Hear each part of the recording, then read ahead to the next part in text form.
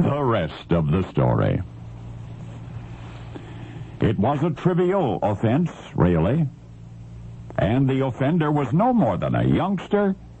But because the youngster was also an African-American slave born on a Maryland plantation in 1789, his punishment was governed neither by laws nor by any particular morality. The fate of young Josiah rested solely in the hands of his owner.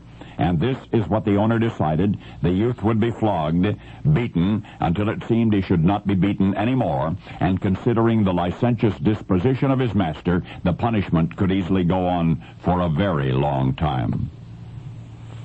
It did. Other slaves could hear Josiah screaming from 2 plantations away. His flesh was shredded quickly under the biting iron points of the overseer's whip. Then the bones beneath began to splinter and break. By the time the plantation owner was satisfied, his young slave had collapsed in a lake of his own blood, body contorted, shoulder bones shattered. As long as Josiah lived, both arms would remain crippled by that beating. But the overseer's whip never cut deep enough to annihilate the spirit of that young man. For this is the rest of the story. Josiah Henson bided his time. He was nearly 30 when he fled to Canada, nearly 30, completely illiterate. And yet by 1850, he was world-renowned. In what is now the town of Camden, Ontario, he opened a sawmill, established a school to educate young people of all races, black, white, and red.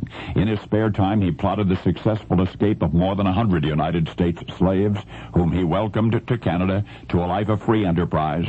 Josiah's business grew. He purchased shiploads of fine lumber for his mill, traveling to Boston, even to England, to wheel and deal. On a trip to London, he was greeted by every imaginable dignitary. Queen Victoria personally applauded him. The Archbishop of Canterbury was so impressed by his eloquence and depth of knowledge that he asked what university had Josiah attended, and the latter's reply was, the University of Adversity.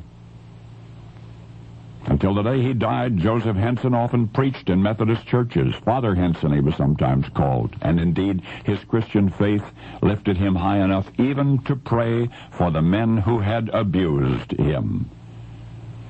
But you would never have known him were it not for one business trip to Boston, during which he was a guest in somebody's home, the home of a man named Edward. It was Edward's sister who was visiting at the same time. You see, Father Henson was there recounting the true stories that you have just heard, and his host's sister was moved to tears, and moved even more than that. For it was one autumn in the parlor of Edward Beecher that Josiah Henson held a woman spellbound and inspired that woman to honor his goodness in a story about American slavery.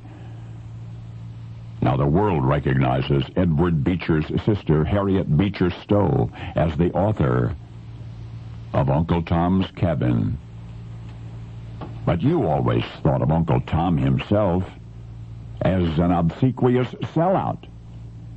Well, you'll never make that mistake again. For now you've met the real Uncle Tom. Now you know the rest of the story.